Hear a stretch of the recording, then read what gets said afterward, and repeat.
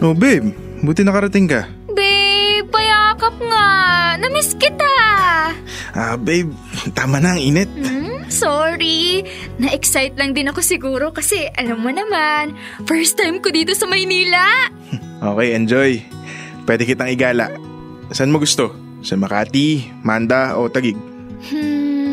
Wala akong idea. Ikaw nang bahala. Nika, iiwan nga pala kita bukas dito ha. Kailangan ko mag-enroll sa school eh. No problem.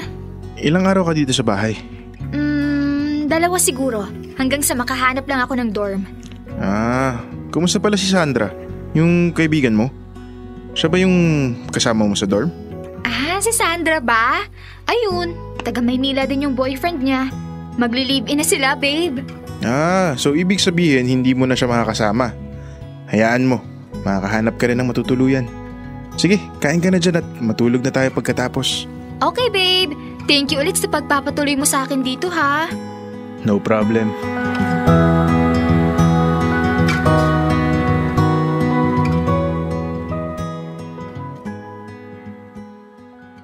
Dear love, ito ang unang beses na nakapunta ako sa bahay ng boyfriend ko. Siya lang mag-isa dito dahil ang kanyang mga magulang ay parehas na nagtatrabaho sa ibang bansa. Isang anak lang din si Van at sanay na sanay din siyang mag-isa. Long distance relationship talaga kami. Taga Maynila siya habang ako taga probinsya.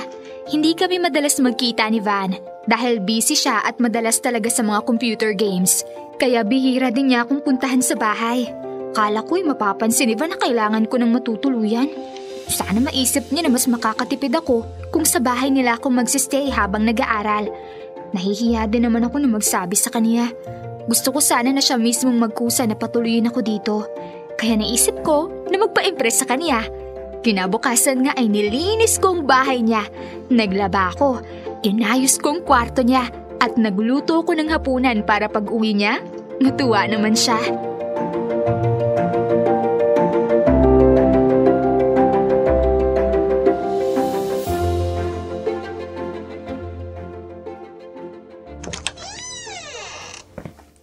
Hoy babe! Saktong-sakto. Ito, luto na yung adobo. Kain ka na! Wow! Naglinis ka ng bahay? At nagluto ka pa? Naks naman! Oo, sa kanilabahan ko yung mga damit mo. Pati yung kwarto mo. Tignan mo, ang linis! Nika, thank you Sobra ko itong na-appreciate pero hindi mo kailangan gawin to. Bisita ka rito at hindi ka sambahay. Way ko lang to para mag-thank you sa'yo kasi pinatuloy mo ako dito. Ano ka ba? Girlfriend kita. Feel at home. Babe, di ba nabanggit ko sa'yo na live-in na si Sandra saka yung boyfriend niya? Alam mo, mas okay siguro kung dito ako titira. Ang tagal na rin nating long distance Tapos ito, matutulungan pa kita sa gawaing bahay. Hindi pa tayo mag-asawa, Nika. Hindi mo ako responsibilidad at hindi rin kita responsibilidad. Mas gugustuhin ko pang maging LDR kesa mag-live-in. Hindi advisable kay na mami yung ganitong setup. I'm sorry. Naisip ko lang naman. At least ngayon malinaw na sa'yo. So tomorrow maghahanap ka na ng dorm, tama? Make sure by Wednesday makahanap ka na kasi magpe-prepare na ako sa upcoming school year, okay? Okay.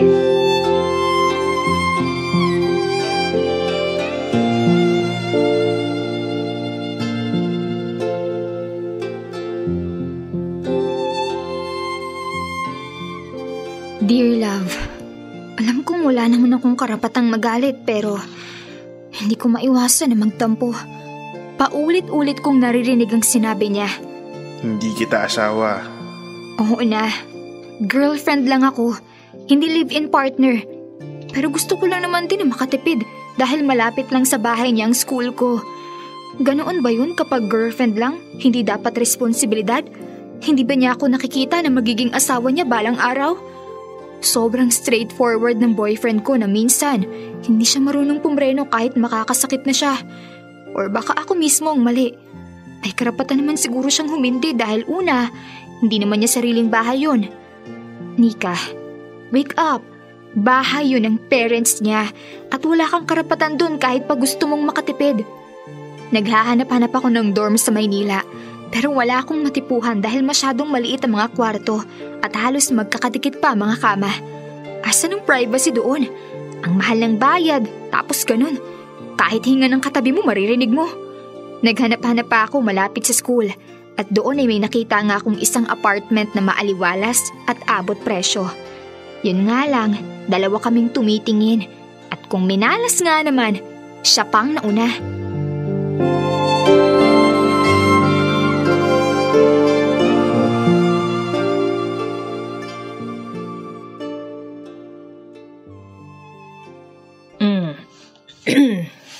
Miss Nika, ito po yung apartment. 7,000 lang po ito per month.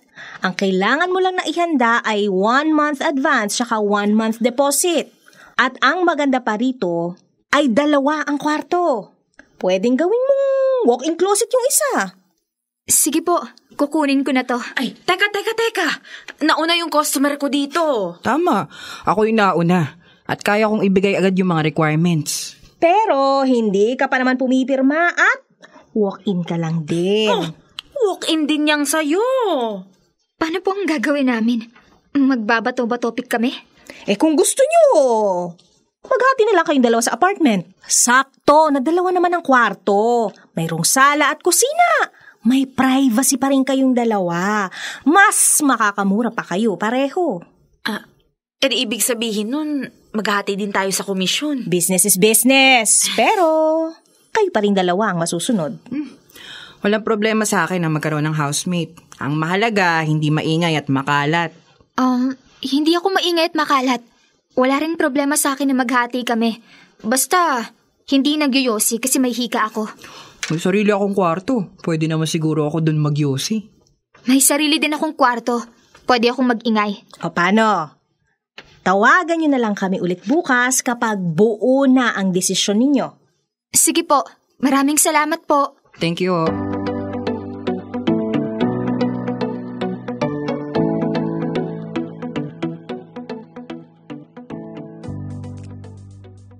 Okay na yung mga gamit mo? Wala ka nang nakalimutan? Wala na. Nika, okay ka lang ba?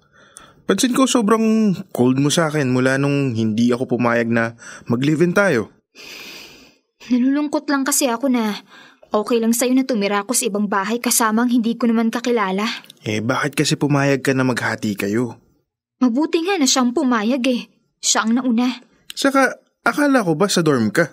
Bakit biglang apartment? Gusto ko pa rin kasi ng privacy. Gusto mo pala ng privacy pero inaaya mo ako makipag-live-in? Ang gulo mo? Van, alam mo hindi tayo nagkakaintindihan. Sa tingin mo ba may privacy ako sa dorm na 6 kami sa loob ng isang kwarto? Okay. Ayoko na ng away, Nika. Sige na. Mag-iingat ka. Tatawag ka sa akin kapag may problema, ha? Okay.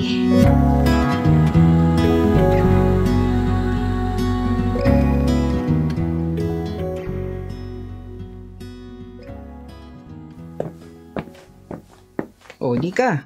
Sakto gising ka na. Nagluto ako ng almusal. Kain ka na. Hindi na. Sorry, hindi pa ako nakakapag-grocery. Naku ba? Hindi naman mahal ang itlog at sinangag. Halika na, sumabay ka na dito.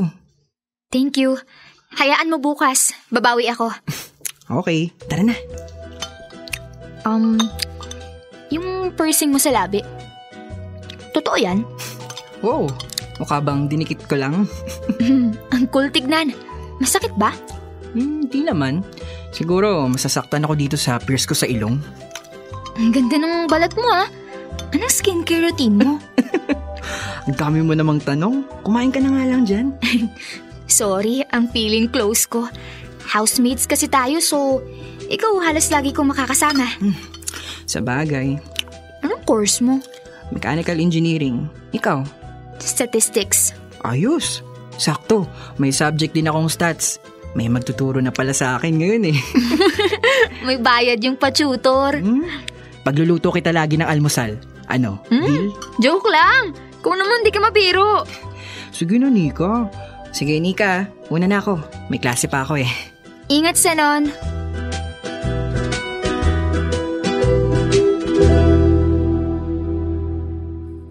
Dear love, 6 na buwan na nga kaming housemate ni Zenon.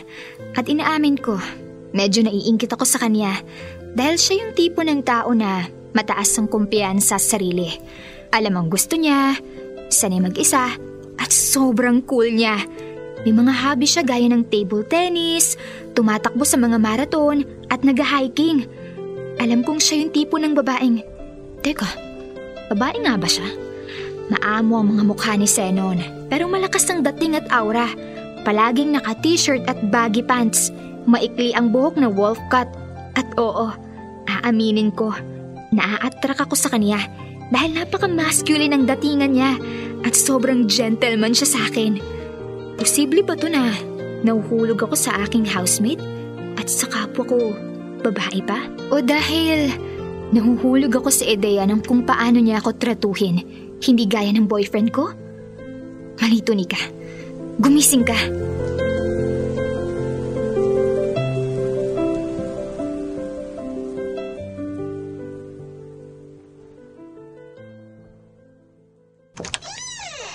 Nika, buong araw kong hindi lumalabas sa kwarto mo. Okay ka lang ba? Nika? Okay lang ako. Mukhang may sakit ka. Halika nga. Ang init mo. Teka, ipagluluto kita ng soup. Wag na, Sen.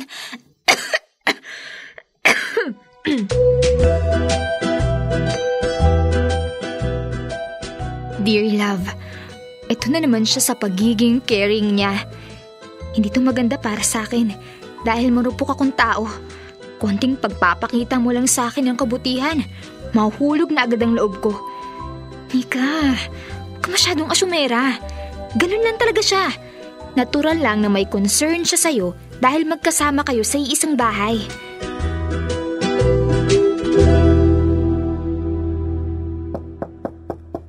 Nika, pabukas. Nika? Oh, ito. Kumain ka muna.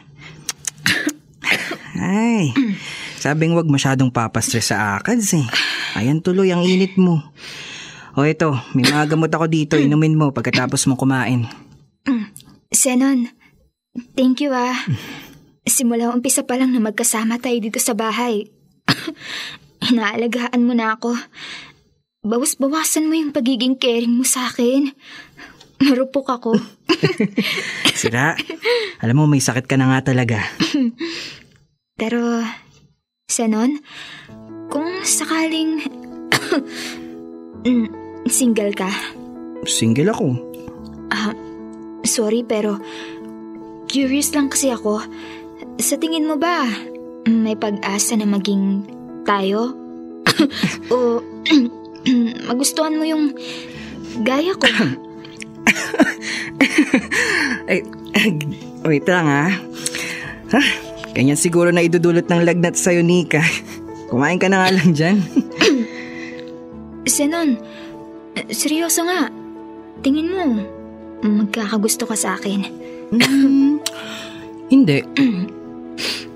So, babae ka? Hindi ako straight, loko ka. Ay, sinagot ko lang naman yung tanong mo sa akin. Talaga? Sa loob ng 6 na buwan na magkasama tayo, hindi ka man lang na-fall sa akin? Ano ka ba? Marami akong mga bagay na mas mahalaga ang pinagkakaabalahan. Saka, ang tingin ko sa'yo, housemate. Kaibigan, hanggang doon lang. Kung yung pagiging maalagain ko at mabuti ko sa'yo ay mas magiging dahilan para magkaroon ka ng confusion, sana maintindihan mo, Nika, na ganito lang talaga ako. I'm sorry. Tama ka. Baka nga sa lagnat ko lang to. Sa Nika, isa pa, may boyfriend ka. Kung ano man yung problema niyong dalawa, sikapin mo na yung ayusin. O kaya, yung mga kakulangan niya, kausapin mo siya. Huwag na huwag mo nga hanapin yun sa iba, lalo pat makakasakit ka niyan. Zenon, ano ka ba? Nagtanong lang naman ako. Kung lang naman, ikaw talaga. O sige, sabi mo eh. Pero sinagot ko lang din naman yung tanong mo sa akin. Okay. Sige na.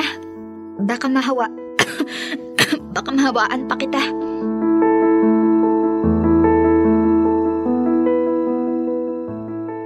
Dear love, baka nga dala lang ng lagnat kaya ako ganito ka-vulnerable. Pero nakita ko na lang ang sarili kong umiiyak. Ang sakit sa pakiramdam. Wala ba talagang taong magpaparamdam sa akin kung gaano ako ka-espesyal at matatawag ko ring akin?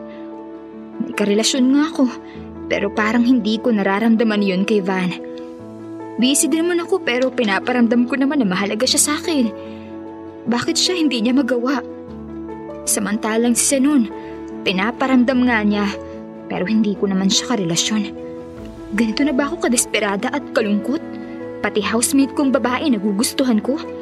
Umamin pa ako para lang malaman na wala naman palang pag-asang pumatol siya sa akin. Sana'y magkaroon din ako ng lakas ng loob na kumawala sa kalungkutan at kaguluhan sa isip kong to. Sana maging katulad ko si Zenon na hindi kailangan ng iba para makaramdam ng pagmamahal dahil sarili lang niya sapat na.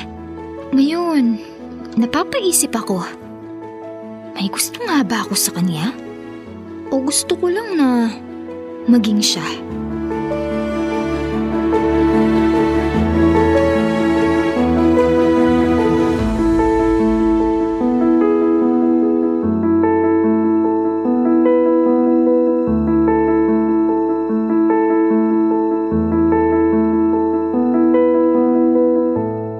Kailangan pa bang i-memorize yan? Love Radio Basic!